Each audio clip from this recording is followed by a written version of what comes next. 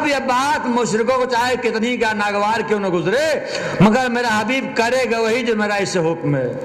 ہم نے بھیجا کسے؟ اپنے نبی کو، اپنے رسول کو۔ ہدایت کا مرکز ہے یہ، اور ہم نے ایک دین دیا ہے۔ کام کیا ہوگا کہ ہمارے دین کو دنیا کے تمام ادیان پر غالب کر دے۔ دنیا ہمیں بتائے، سرکار دو عالم آئے، آگے چلے گئے، کیا اللہ کا دین غالب آیا؟ اللہ کا دین غالب آیا؟ ہمارا دین تو چھوڑیے، وہ کون سا میدان اس میں مسلمان غالب ہے؟ ہم نے ہر میدان میں سے مغلوب پایا، غالب تو کسی میدان میں نہیں ہے۔ لیکن اللہ کیا کہہ رہا ہے؟ ہمارا نبی ہمارے دین کو دنیا کے تمام ادیان پر غالب کر دے۔ ذرا غور کیجئے گا، نبی آئے اور آگے چلے گئے، دین تو غالب آیا نہیں۔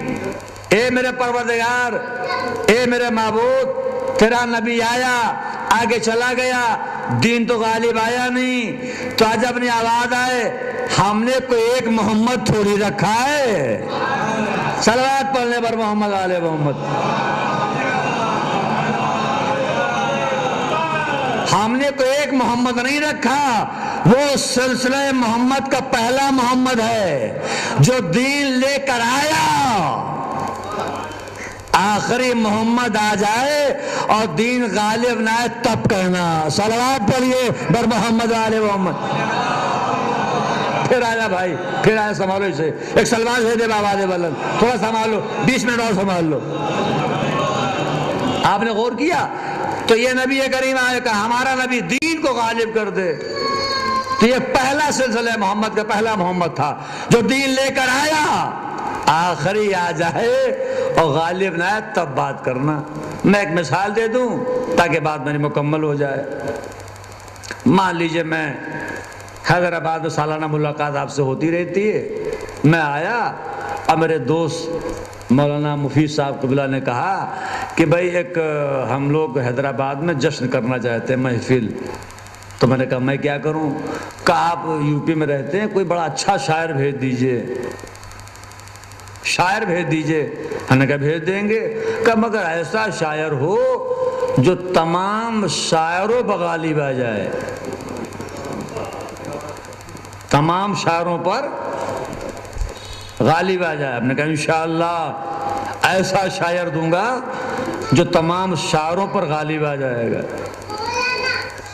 وقت آیا اور ہم نے ایک کو بھیج دیا، وہ آیا، اس نے جشن میں شرکت کی، محفل تمام ہو گئی۔ ہم نے فون کر کے پوچھا مولانا ہمارا بھیجا ہوا شاعر کیسا رہا؟ کہا مولانا دعویٰ تو بہت بڑا تھا کہ ایسا شاعر دوں گا جو تمام شاعروں پر غالب آئے گا۔ بھیا ہوا کیا؟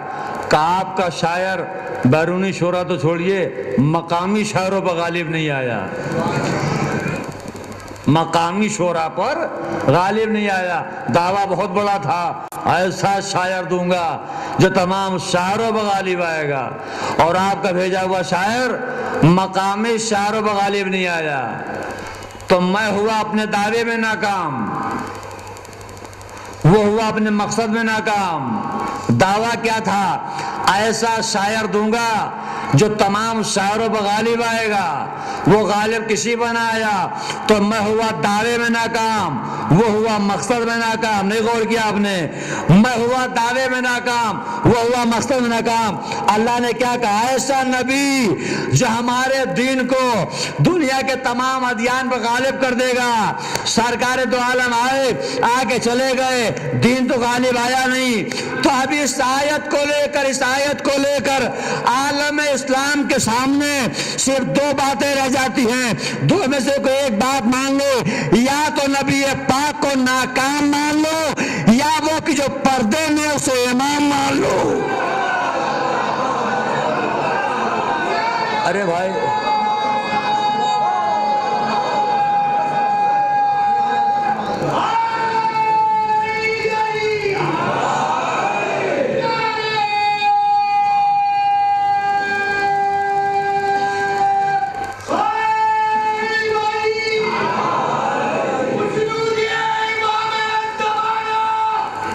بولو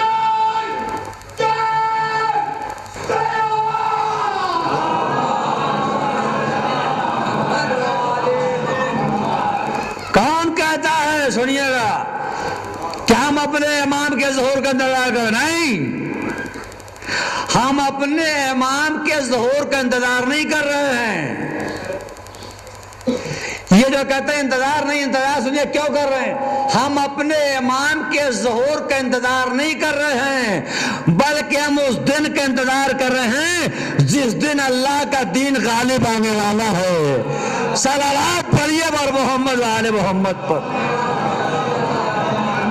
تو بات بہت دور نکل گئی، لفظ نساء کی جگہ شہزادی ہیں، آپ نے غور کیا، اور لفظ نفس کی جگہ پر مولا علی ہے، حضور ہیں، شہزادے ہیں، شہزادی ہیں اور جناب امیر ہیں۔ اگر پوچھ لوں میں اپنے مجمع سے یہ جناب امیر کس لفظ کی جگہ پر ہیں؟ کا لفظ نفس کی جگہ پر۔ یہ میدان میں قافلہ جا رہا ہے، مجھے سوچ کے بتائیے گا آگے کون ہے؟ کا رسول اللہ۔ سب سے پیچھے کون ہے؟ کا مولا علی۔ جا کہاں رہے ہیں؟ کا میدان میں۔ میدان کا نام کیا ہے؟ کا مباہلہ۔ مولا علی ہے کہاں؟ کا سب سے پیچھے، سب سے پیچھے۔ نہیں، آپ نے غور نہیں کیا، میدان مباہلہ میں مولا کائنات سب سے پیچھے، جبکہ آپ جناب امیر کی تاریخ پڑھیے، سوانح حیات پڑھیے، ہر میدان میں آپ کو آگے ملیں گے، خیبر میں آگے ملیں گے، خندق میں آگے ملیں گے، ہر میدان میں سب سے آگے، مگر مباہلے میں سب سے پیچھے۔ یعنی میدان مباہلہ ایک ایسا میدان ہے جس میدان میں جناب امیر سب سے پیچھے، ورنہ ہر میدان میں سب سے آگے۔ تو یا نبی اللہ یہ معاملہ کیا ہے کہ آپ نے علی کو سب سے پیچھے کیوں رکھا؟ کہ اگر آج ہم علی کو سب سے آگے رکھتے تو آنے والے نصارہ کہہ دیتے یا نبی ہم مباہلہ کرنے آئے ہیں، مقابلہ کرنے نہیں آئے۔ صلوات پڑھیے پر محمد و آل محمد پر۔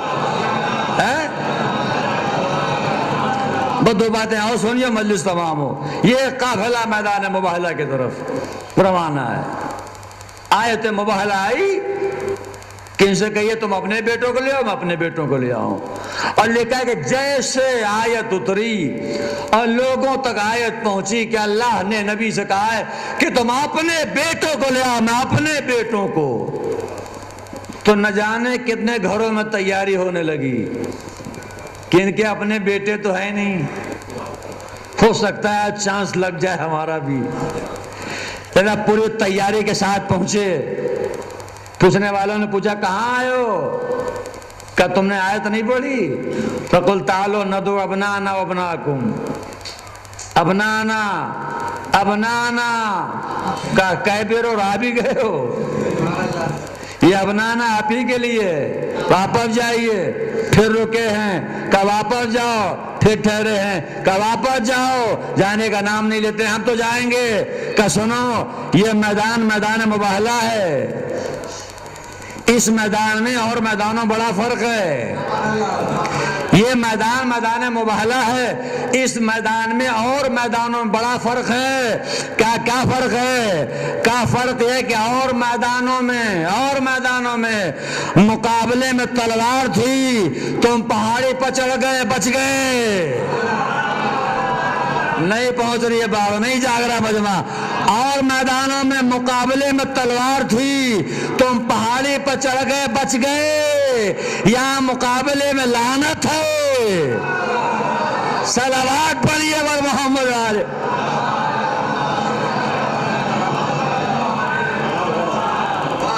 اب یہ پورا قافلہ آ گیا، اور آنے کے بعد ٹھہر گیا۔ آنے والوں نے کہا کہ ہم ایسے چہرے دیکھ رہے ہیں کہ اگر یہ اشارہ کر دیں تو نہ ہونے والی بات بھی ہو جائے، نہ ہونے والی بات بھی ہو جائے، لہذا ہم ان سے مباہلہ نہیں کریں گے۔ میرا ایک سوال ہے آپ سے، کرنا کیا تھا؟ کہ جھوٹو بلانت، بددعا، جھوٹو بلانت۔ میں آپ سے پوچھتا ہوں کہ اگر سرکار دو عالم تنہا جاتے اور بددعا کرتے تو کیا اللہ کا عذاب نہ آ جاتا؟ جو کہتے تو پتھر بولنے لگے، سورج پلٹ آئے، شام دو ٹکڑے ہو جائے، وہ نبی اگر بددعا کرتا تو کیا اللہ کا عذاب نہ آ جاتا؟ بے شک آ جاتا۔ تو جب آ جاتا تو انہیں کیوں لایا گیا؟ تنہا حضور چلے جاتے، انہیں کیوں لے آیا گیا؟ اے بھائی حضور جب تنہا جاتے اور بدعا کرتے عذاب آ جاتا، مگر سوال ہے کہ ان افراد کو کیوں لایا گیا؟ تو اس میں معاملہ یہ ہے جو میں سمجھا وہ سنا رہا ہوں کہ مباہلہ عیسائیوں سے نہیں تھا، مباہلہ کافروں سے نہیں تھا، مباہلہ مشرکوں سے نہیں تھا، مباہلہ تھا جھوٹوں سے۔ بھئی آپ تھوڑا بولیں، آپ بولیں۔ مباہلہ تھا جھوٹوں سے۔ اگر تنہا حضور جاتے تو دنیا کہتے جھوٹا صرف وہ ہے جو نبی کے مقابلے میں آ جائے۔ نہیں جاگ رہا ہے مجمع۔ اگر تنہا سرکار دو عالم جاتے تو دنیا کہتے جھوٹا صرف وہ ہے جو نبی کے مقابلے میں آ جائے۔ لہذا اللہ نے کہا نہیں نبی تنہا نہ جانا، علی تم بھی جاؤ، فاطمہ تم بھی جاؤ، حسن تم بھی جاؤ، حسین تم بھی جاؤ، تاکہ دنیا کو معلوم ہو جائے کہ جو محمد کے مقابلے میں آئے وہ جھوٹا، اسی طرح جو علی کے مقابلے میں آئے، جو علی کے مقابلے میں آئے نہیں، جو آئے۔ صلوات پر محمد والے محمد پر۔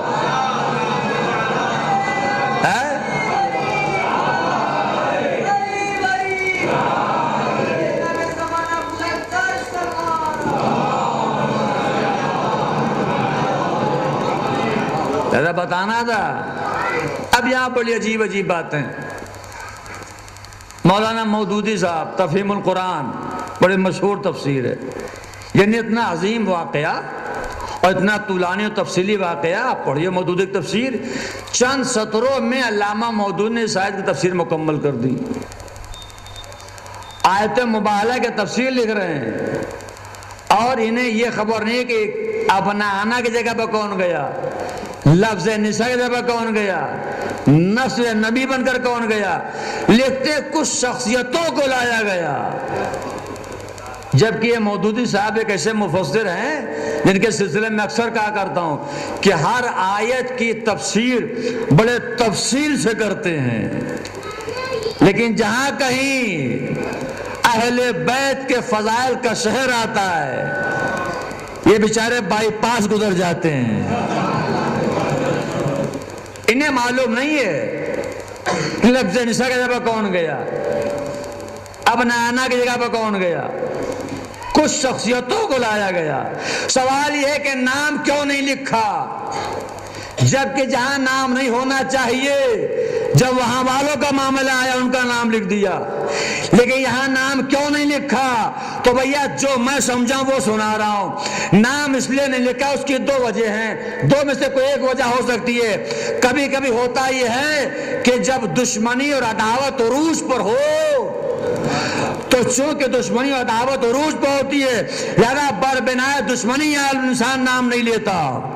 نام کیوں لے؟ عداوت ہے، یا تو یہ معاملہ ہے، اور اگر یہ معاملہ نہ ہوگا تو پھر یہ ضرور ہوگا کہ یہ ہے پنجتن، اور ان کے لام کے ساتھ لگا لفظ پاک۔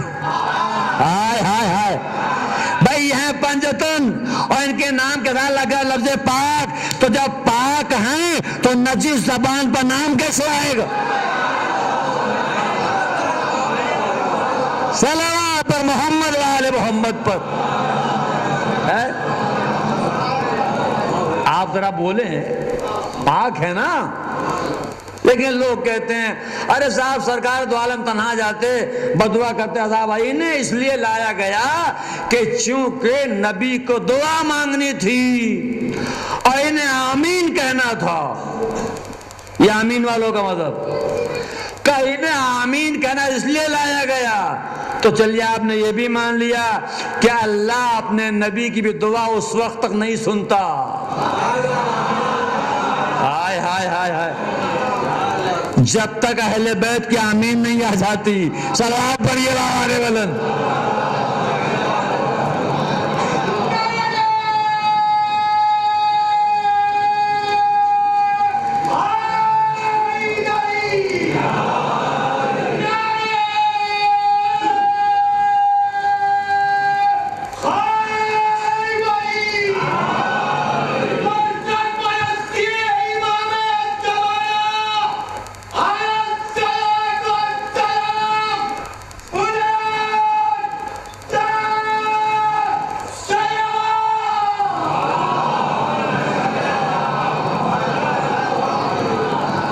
تو کہا ہم ان سے مبالغہ نہیں کریں گے. ایسے ایسے چہروں کو دیکھ رہا ہوں کہ اگر یہ اشارہ کرتے نہ ہونے والی بات بھی ہو جائے. واپس چلے گئے. کرنا کیا تھا؟ کہ لعنت. یہ واپس چلے گئے، لعنت سے بچ گئے. دیکھیے کوئی بھی مذہب مسلمانوں کا ایسا نہیں ہے جو عیسائیوں پر لعنت کو جائز سمجھتا ہو. سب کہتے ہیں لعنت جائز نہیں ہے. سبب کیا ہے؟ وجہ کیا ہے؟ تو وجہ صرف یہ ہے کہ اس لیے جائز نہیں ہے کہ یہ چونکہ مقابلے میں آنے سے پہلے پلٹ گئے، لہذا لعنت سے بچ گئے. بس ذرا آپ غور کریں کہ صاحب یہ چونکہ مباہلے میں آنے سے پہلے پلٹ گئے لہذا لعنت سے بچ گئے. نہ پلٹے ہوتے لعنت سے بچتے. یہ پلٹ گئے لعنت سے بچ گئے. تو سوال یہ پیدا ہوتا ہے کہ یہ تو پلٹ گئے لعنت سے بچ گئے، مگر وہ لعنت جو چلی تھی وہ کہاں گئی؟ بھئی وہ لعنت جو چلی تھی وہ کہاں گئی؟ تو میں 2 منٹ میں آپ کو بتاؤں وہ لعنت کہاں گئی؟ یہ تو بچ گئے مگر لعنت رکی رہی، اپنے اصلی مستحق کو ڈھونڈ رہی تھی. وہ لعنت نہیں واپس وہ رکی رہی. کسی مقدمے میں شہزادی زہرا کو جانا پڑا، کسی مقدمے میں جانا پڑا تو بی بی نے وہاں بھی انہی گواہوں کو پیش کیا جو مباہلے میں ہائے ہائے ہائے توحید پہ گواہ بن کے گئے تھے. انہی گواہوں کو پیش کیا، سامنے والے رد کر دیا. اما کون کہتا جائیداد لینے گئی تھی؟ نا، جائیداد ویداد کا معاملہ نہیں تھا. وہ مباہلے میں رکی ہوئی لعنت کو اصلی حقدار تک پہنچا دے گئی. صلوات پر محمد و آل محمد پر.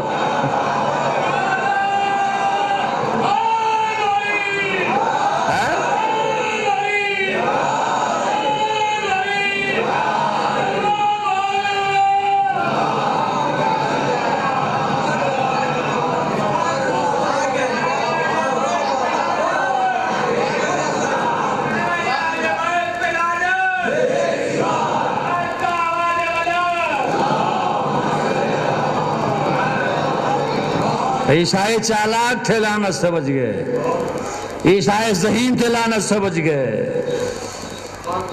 یزید بیوقوف تھا جو مقابلے میں آ گیا، اور جب آ گیا تو اب قیامت تک یزید پر لعنت جائے. قیامت تک ہو رہی ہے وکالت، بلا اجرت کی وکالت. لعنت نہیں کرنا چاہیے. رضی اللہ کہہ دیا، کسی نے رضی اللہ کہہ دیا. اچھا جب اس نے رضی اللہ کہا تھا تو ہم ممبئی میں تھے، بہت سے ہمارے اپنے ناراض ہو گئے. دیکھیے صاحب اس نے یزید کو رضی اللہ کہہ دیا، یزید کو رضی اللہ کہہ دیا. میری مجلس تھی مغل مسجد میں، ہم نے کہا آپ کو ناراض ہونا ہی نہیں چاہیے. اگر اس نے یزید کو رضی اللہ کہا تو ہمارے اپنوں کو تو ناراض ہونا ہی نہیں چاہیے. ناراض وہ ہوں جن کے ہاں رضی اللہ کا چلن ہے. نہیں غور کیا آپ نے؟ ہم کیوں خفا ہوں، ہم کیوں ناراض ہوں؟ ہمیں ناراض ہونا ہی نہیں چاہیے. ناراض ہونا چاہیے جن کے ہاں رضی اللہ کا چاہ جاتا ہو. ہمارا معاملہ علیہ السلام کا ہے، ہم علیہ السلام والے ہیں، رضی اللہ والے نہیں ہیں. تو بگڑنا ہونے چاہیے، خفا ہونا چاہیے جن کے رضی اللہ کا چلن ہو. ہمارے علیہ السلام والا معاملہ ہے، مگر اس نے یزید کو رضی اللہ کہہ کے ہر رضی اللہ کی اوقات بتا دی.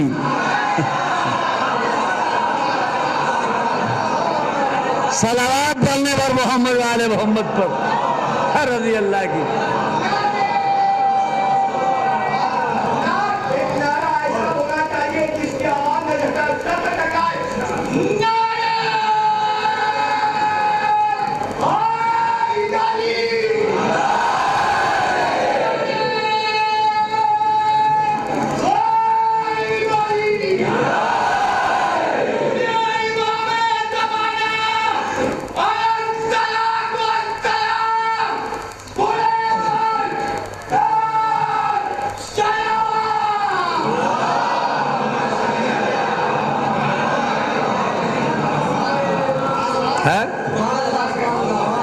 ہم نہیں کہتے. دیکھیے آخری بات سنیے، حسین نبی کے نواسے کا نام نہیں ہے، اللہ کے دین کا نام ہے حسین. حسین سرکار دو عالم کے نواسے کا نام نہیں ہے، اللہ کے دین کا نام ہے حسین. میں آیت بھی پڑھ سکتا ہوں مگر بات ذرا تفصیلی ہے. یہی ہندوستان ہے، اسی ہندوستان کے فقیر اجمیر سے بول اٹھا دین است حسین ہے یا نہیں؟ دین است حسین. اچھا یہ بھی عجیب اتفاق ہے کہ خواجہ اجمیری نے حسین کو دین کہا اور نبی نے علی کو ایمان کہا. نہیں غور کیا آپ نے؟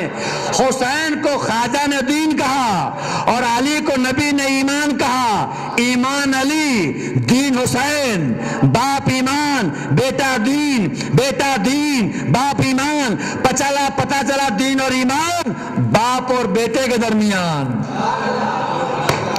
دین اور ایمان باپ اور بیٹے کے درمیان. حسین دین، علی ایمان. دین اور ایمان باپ اور بیٹے کے درمیان. تو دنیا سن لے، اب اگر علی کو چھوڑا تو ایمان گیا، حسین کو چھوڑا تو دین گیا. صلوات پر محمد و آل محمد پر.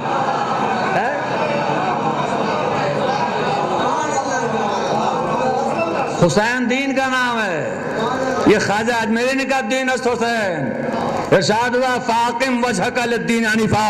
اے میرے حبیب آپ کی توجہ ہمیشہ دین پر قائم رہے. آپ کی توجہ ہمیشہ دین پر قائم رہے. آپ کی توجہ. پتہ چلا دین کسی خطیب کی خطابت کا نام نہیں ہے، دین کسی شاعر کے شاعری کا نام نہیں ہے. دین نام ہے نبی کی توجہ کا، دین نام ہے سرکار دو عالم کے توجہ کا.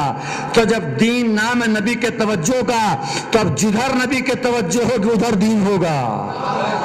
جس طرف نبی کے توجہ ہوگا اس طرف دین ہوگا. میں کیا کروں؟ شبلی نعمانی تک نے لکھ دیا کہ سرکار دو عالم کے سجدے میں پشت پر نواسا آ گیا تو نبی کی ساری توجہ نواسے کے طرف.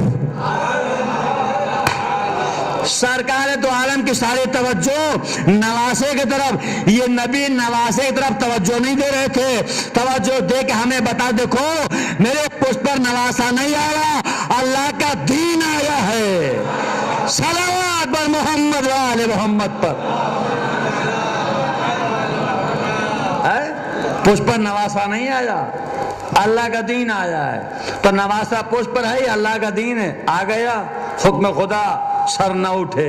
کب تک؟ کہ جب تک حسین خود سے نہ اتر جائے. آپ ہمیں بتائیے کہ سرکار دو عالم نے کتنی مرتبہ کہا سبحان ربی الاعلی و بحمدہ؟ کہیں سے آواز آ رہی؟ 70 مرتبہ. جی کہنا کتنی مرتبہ تھا؟ کہ 3 مرتبہ. کہا کتنی مرتبہ؟ کہ 70 مرتبہ. کیوں؟ پشپ نواسا ہے. کہنا تھا 3 مرتبہ اور کہا 70 مرتبہ. کیوں؟ کہا پشپ نواسا ہے. کہنا تھا 3 مرتبہ، کہا 70 مرتبہ. تو آپ تو مان لیجئے حسین عبادت میں کمی کا باعث نہیں، اضافے کا باعث ہے. صلوات پڑھیے بر محمد و آل محمد پر. نہیں پہنچی بات ہے؟ پشپا نواسا ہے. چلیے ایک بات اور میں عرض کر دوں، مجمع بیدار ہے. پشپا نواسا آ گیا تو نبی اللہ نے کیا کیا؟ سجدے میں تھے، کہا سبحان ربی الاعلی و بحمدہ. نواسے کو اتار دیا؟ نے اتارا نہیں. پھر پڑھی جائے گی. نمازی وہ ہے جو سورج کو پلٹا سکتا ہے، وقت کا کوئی معاملہ نہیں ہے. مگر نہیں، نہ اترنے دیا اور نہ سجدہ چھوڑا. نہیں آپ جاگ نہیں رہے، میں سمجھ گیا ہوں. نہ تو نواسے کو اترنے دیا اور نہ سجدہ چھوڑا. بھائی چھوڑ دیتے پھر پڑھی جائے گی, بعد میں پڑھی جائے گی, دیر میں پڑھ لی جائے گی, سورج پلٹا لیا جائے گا, پھر پڑھی جائے گی, مگر نہیں, نہ تو سجدے کو چھوڑا نہ نواسے کو اترنے دیا, نواسے کو بٹھائے ہوئے رکھا اور سجدے میں بھی رہے. تو سرکار دو عالم نے ہمیں ایک وقت میں 2 سبق دیا کہ نہ حسین کو چھوڑو نماز کے لیے, نہ نماز کو چھوڑو حسین کے لیے.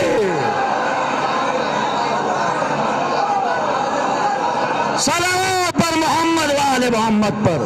یہ ہے معاملہ.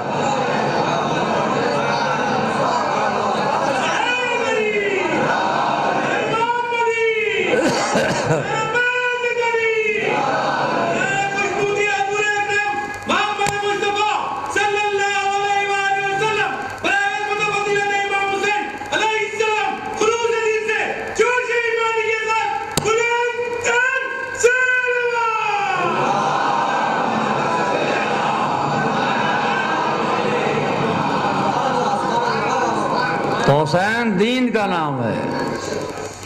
نبی نے توجہ دے کے بتایا حسین دین. خواجہ نے کہا حسین دین. تو اب دنیا ہمیں بتائے کہ عصر عاشور یہ کس کے گلے پہ خنجر رکھا ہے. یہ حسین گلے پہ خنجر نہیں رکھا, یہ اللہ کے دین کے گلے پہ خنجر رکھا. جو دین کا قاتل ہو اسے رضی اللہ نہیں لعنت اللہ کہتے ہیں. آپ کی آنکھوں میں آنسو آ گیا, یہی ہے مال مجلس. میں اکثر کہتا ہوں کہ فضائل سے شہزادی خوش نہیں ہوتی ہیں جب تک مصائب نہ پڑھا جائے. مومن کی پہچان یہی ہے کہ جب مصائب کا آغاز ہو تو استقبال آنسوؤں سے کرنا چاہیے, آنسوؤں سے کرنا چاہیے. خدا آپ کو کوئی غم نہ دے سوا غم اہل بیت کے. میرے مولا امام حسن فرماتے ہیں کہ 3 موتیں ہیں جن پر 3 طرح کے لوگ اپنے آنسو نہیں روک سکتے, روئیں گے ضرور. 3 موتیں ہیں جن پر 3 طرح کے لوگ اپنے آنسو نہیں روک سکتے, روئیں گے ضرور. امام فرماتے ہیں کہ کسی کا جوان بیٹا مر جائے, کوئی روئے نہ روئے, بوڑھا باپ ضرور روئے گا.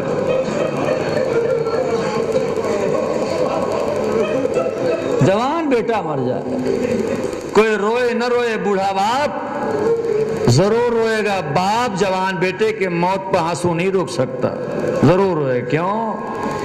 اس لیے کہ بیٹا ایک باپ کے لیے سب سے بڑی نعمت ہوتا ہے. امام حسین 4 برس کا سن ہے, نانا کے گود میں بیٹھے ہوئے ہیں, اور حضور نے پوچھا میرے لال حسین یہ بتا ایک باپ کے لیے سب سے بڑی نعمت کیا ہے؟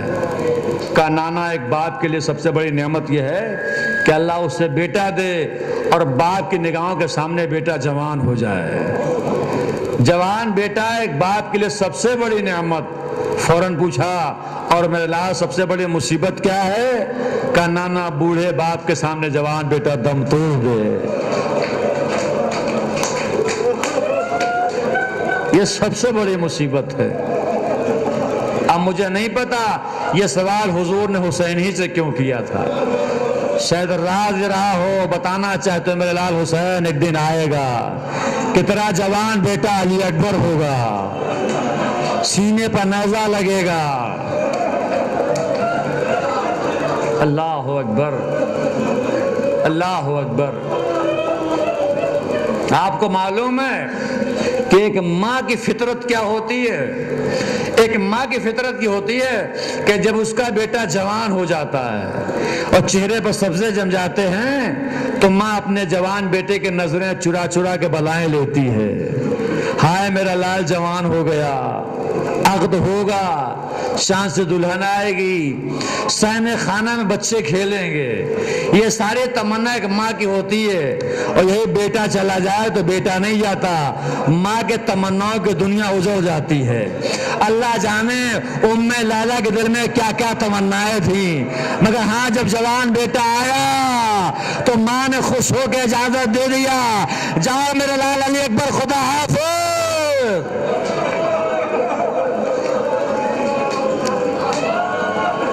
تو کسی کے جوان بیٹا مر جائے بوڑھا باپ ضرور روئے گا، پہلی موت۔ دوسرے موت، امام فرماتے ہیں کہ دوسرے موت کسی کا بھائی مر جائے تو کوئی روئے نہ روئے، بھائی ضرور روئے گا۔ کوئی روئے نہ روئے، بھائی ضرور روئے گا۔ بھائی کی موت پر بھائی آنسو نہیں روک سکتا، کیوں؟ کہ اس لیے کہ بھائی کی کمر ہوتا ہے، جب تک بھائی موجود ہے بھائی کی کمر مضبوط ہوتی ہے، اور بھائی چلا جائے تو یہ بھائی نہیں جاتا، یہ بھائی کی کمر ٹوٹ جاتی ہے۔ اے ارباب اعلیٰ، آپ کے کانوں میں کسی کی آواز آئی، ارے کسی کی شہادت پر کسی نے کہا تھا نا، اے بھیا عباس تمہاری شہادت سے ہاں میرے کمر ٹوٹ گئی۔ ہاں بھائی مر جائے تو بھائی ضرور روئے گا، بھائی آنسو نہیں روک سکتا۔ اور تیسری موت بتاؤں، تیسری موت کو امام فرماتے ہیں کہ اگر کسی کا باپ مر جائے تو کوئی روئے نہ روئے، بیٹی ضرور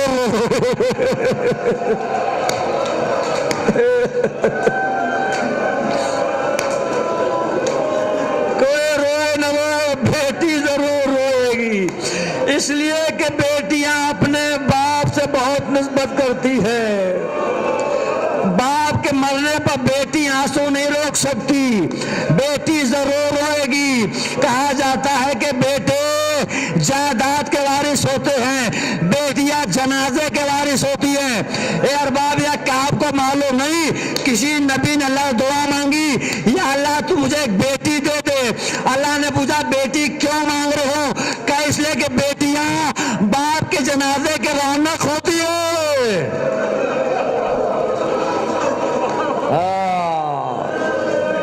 باپ سے بیٹی محبت بے مثال محبت ہوتی ہے، ہر باپ اپنی بیٹی کو چاہتا ہے اور ہر بیٹی اپنے باپ کو چاہتی ہے۔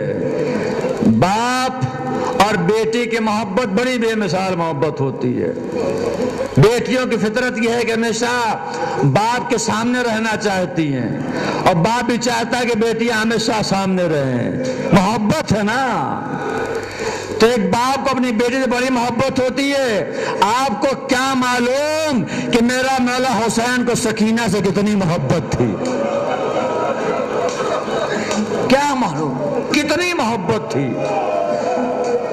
مولا خود فرماتے ہیں کہ مجھے وہ گھر اچھا نہیں لگتا جس گھر میں رباب اور سکینہ نہ ہو۔ بڑی محبت ہے اپنی اس بیٹی سے امام کو۔ سکینہ امام کی اس بیٹی کا نام ہے جس کا نام تو امام نے